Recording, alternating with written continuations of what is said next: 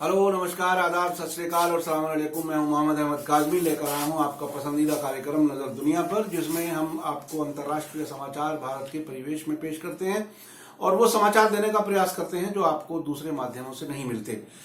आज का कार्यक्रम काफी विशेष है। आज हम आपको भारत और पाकिस्तान के बीच पिछले सप्ताह नियंत्रण रेखा के आर पार दोनों तरफ से किए गए हमलों और एक दूसरे के लड़ाकू विमान गिराए जाने के दावों के बीच विश्व भर में मीडिया में क्या चर्चा जारी है, ये बताएंगे। सऊदी अरब संकेत दे रहा है कि विंग कमांडर अभिनंदन वर्तमान के वापसी में उनका भी योगदान है।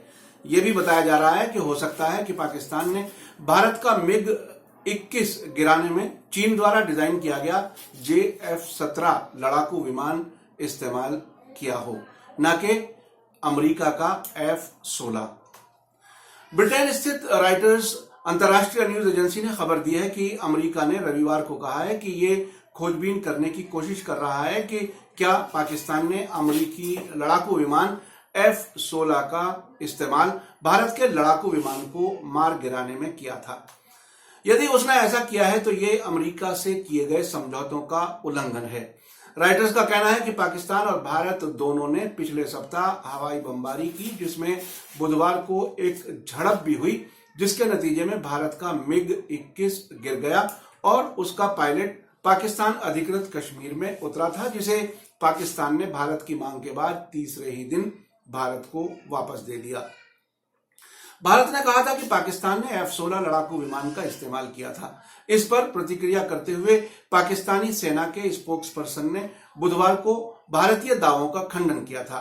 भारत ने F-16 को मार गिराने का भी ये कहते हुए दावा किया था कि उसका मलबा पाकिस्तान अधिकृत क्षेत्र में ही गिरता हुआ देखा गया है। इसी बीच अमेरिका के CNN ने एक अमेरिकी राजनयिक के हवाले से अपनी रिपोर्ट में कहा है कि ऐसा लगता है कि पाकिस्तान ने भारत के MiG लड़ाकू विमान को गिराने में JF-17 लड़ाकू विमान का इस्तेमाल किया था। JF-17 पाकिस्तान और चीन द्वारा मिलकर बनाया हुआ एक चीनी डिजाइन लड़ाकू विमान है।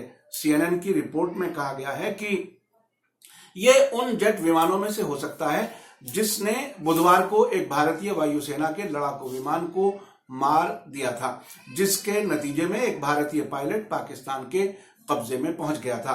रिपोर्ट में यह भी कहा गया है कि भारतीय जेट MiG-21 सोवियत निर्मित विमान था जो 1960 के दशक से सेवा में है।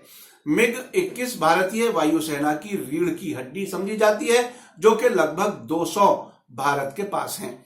ऐसे में जबकि अमेरिका पाकिस्तान द्वारा F-16 के भारत के खिलाफ संभावित इस्तेमाल को समझौते के खिलाफ बता रहा है, ईरान के प्रेस टीवी नेटवर्क से बात करते हुए एक अमेरिकी राजनीतिक विश्लेषक स्टेफन लैंडमैन ने रविवार को कहा है कि व्हाइट हाउस में कोई भी राष्ट्रपति हो, अमेरिका सरकार ने हमेशा प्रतिबंधित हथियारों का इस्तेमाल किया है, जिसमें रासायनिक हथियार शामिल हैं, विशेष रूप से मध्य पूर्व क्षेत्र में के देशों में हुई युद्ध, यानी जो मिडिल ईस्ट में जो जंगें हुई हैं उनके दौरान।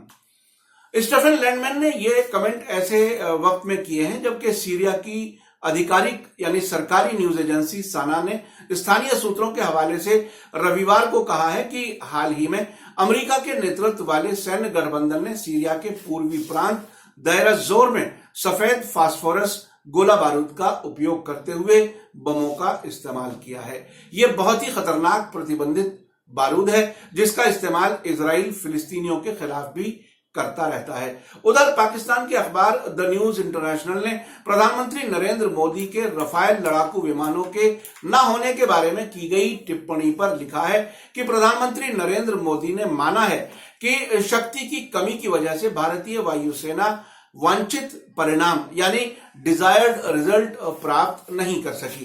पाकिस्तानी अखबार आगे लिखता है कि मोदी का बयान अपनी सेना और सरकार पर बढ़ते दबाव के बीच आया है, क्योंकि वे बालाकोट के हमलों में किए गए हमलों की जो हताहत हुए हैं उनकी संख्या और F-16 को मार गिराए जाने के सबूत देने में विफल रहे हैं।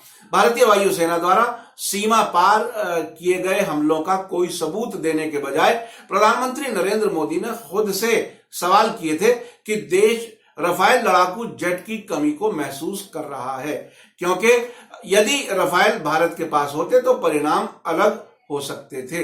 ये एक बहुत ही महत्वपूर्ण बात है। इस पर जो विपक्षी दल हैं वो भी प्रधानमंत्री की आलोचना कर रहे हैं।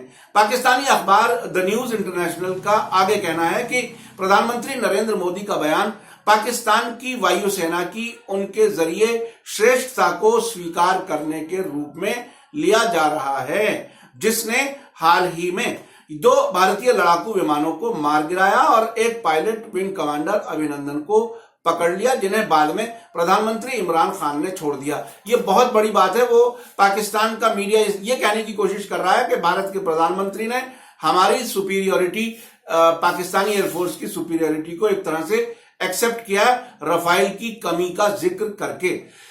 आपको मैं बताता चलूं कि कांग्रेस ने भी मोदी से स्पष्टीकरण मांगा है कि उन्होंने ऐसा क्यों कहा है कि परिणाम रफाल जेट के साथ अलग होते। इस बीच सऊदी अरब के सरकारी अखबार अल अरेबिया में अजीम इब्राहिम ने एक आर्टिकल लिखा है जिसका विषय है कि क्या मोहम्मद बिन सलमान भारत पाक युद्ध को टालने में सफल हो सकते हैं। इब्राहिम ने पहले कहा है कि एमबीएस यानी मोहम्मद बिन सलमान को जब से वे क्राउन प्रिंस बने हैं अंतर्राष्ट्रीय सतह पर प्रतिष्ठा मिली है। इस प्रतिष्ठा का कारण उनके अनुसार यमन में जारी युद्ध और मध्य पूर्व यानी मिडिल ईस्ट में ईरान के बढ़ते प्रभाव को रोकने की कोशिशें और आंतरिक सुधारों जैसे सभी मुद्दों पर उनका अडिग रवैया है। यह मैं बता दूं कि लगभग 3 साल हो गए यमन युद्ध सऊदी अरब लेड जो कोalition है उसके जरिए शुरू किए, लेकिन वो अभी जंग जारी है। कहीं कहीं युद्धबंदी की बात हुई है जैसे हुदैदा में, लेकिन इसका पूरी जिम्मेदारी सऊदी अरब की है जो यमन पर जंग छेड़े हुए हैं। इसके पीछे अमेरिका और इजराइल और जो दूसरे वेस्टर्न कंट्रीज हैं जिसमें यूके, ब्रिटेन वगैरह भी हैं, वो उन्हें हथियार भी देते हैं, लेकिन इंटरनेशनल फोरा पर जब आते हैं तो सऊदी अरब को क्रिटिसाइज करते हैं।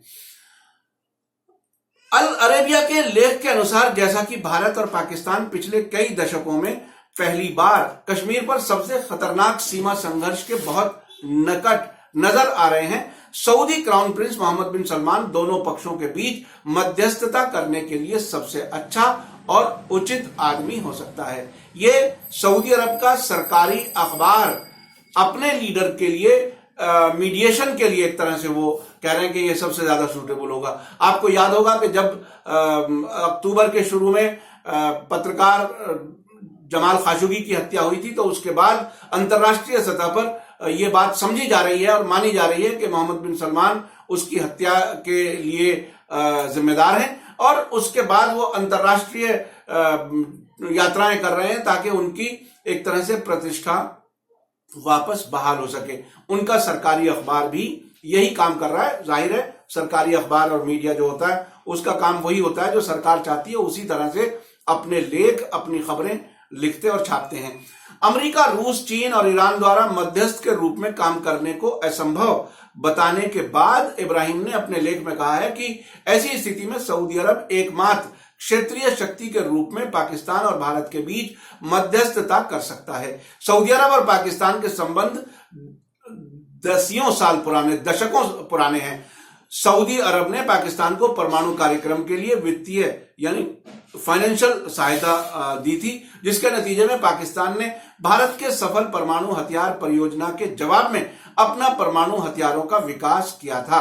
सऊदी अरब और भारत के बीच संबंध हाल के वर्षों में काफी निकट बने हैं क्योंकि दोनों देश चीन और ईरान के क्षेत्रीय रणनीतिक एजेंडा के बारे में समान चिंताएं रखते हैं। ये इस अखबार का नजरिया है। सऊदी अरब के विदेश मंत्री आदिल अल जुबैर के बारे में 19 फरवरी 2019 को एक ब्रिटिश पत्रकार जेमा बेकली ने अपनी एक खोजी रिपोर्ट में पर्दा उठाते हुए लिखा था कि अल जुबैर के इजराइल की खुफिया एजेंसी मोसाद के साथ 1990 की दहाई से संबंध हैं, जबकि वे राजनयिक भी नहीं बने थे। इस खोजबीन के दौरान ब्रिटिश पत्रकार ने सीआईए के पूर्व अधिकारी फिलिप गेराल्डी से मुलाकात की थी, जिसने अन्य सूचनाएं साझा करने के अलावा बताया था कि अल जुबैर के साथ मोसाद का पहला संपर्क कैसे बनाया गया। ये वो समय था जब अल जुबैर 1990 में वॉशिंगटन स्थित सऊदी अरब के दूतावास के स्पोक्स पर्सन थे। ये खबर पहले अमेरिका की वेबसाइट ओडीसी में छपी थी, उसके बाद उन अनेक देशों में ये खोजी रिपोर्ट छपी है।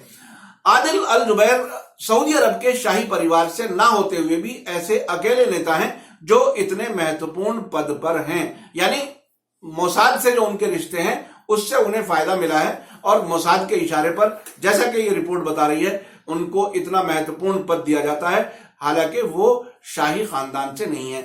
एक बात और आपको बता दूं कि भारतीय विंग कमांडर अभिनंदन वर्धमान के पाकिस्तान में हिरासत के दौरान सऊदी अरब के क्राउन प्रिंस मोहम्मद बिन सलमान का विशेष पैगाम लेकर विदेश मंत्री आदिल अल जुबैर के पाकिस्तान यात्रा करने की बात सामने आई थी।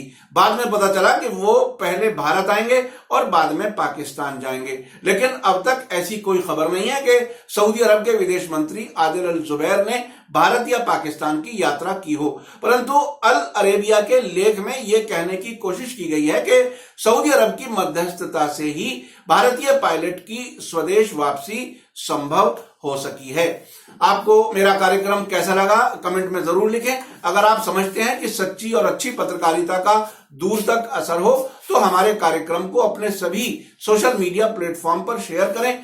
दुनिया में क्या हो रहा है और भारत के बारे में क्या चर्चा हो रही है, यह समझना बहुत जरूरी है। अगर आपने अभी तक media star world YouTube channel को सब्सक्राइब न किया हो तो वीडियो के नीचे लाल रंग से लिखे सब्सक्राइब को क्लिक करें और तुरंत बाद नजर आने वाली घंटी के आइकन को भी क्लिक करें ताकि हमारी हर नई वीडियो की सूचना आप तक फौरन पहुंच सके। आप हमें फेसबुक, ट्विटर और इंस्टाग्राम पर भी फॉलो कर सकते हैं। इसी के साथ मुझे दीजिए इजाजत। धन्यवाद, शुक्रिया, जय भारत, जय हिंद।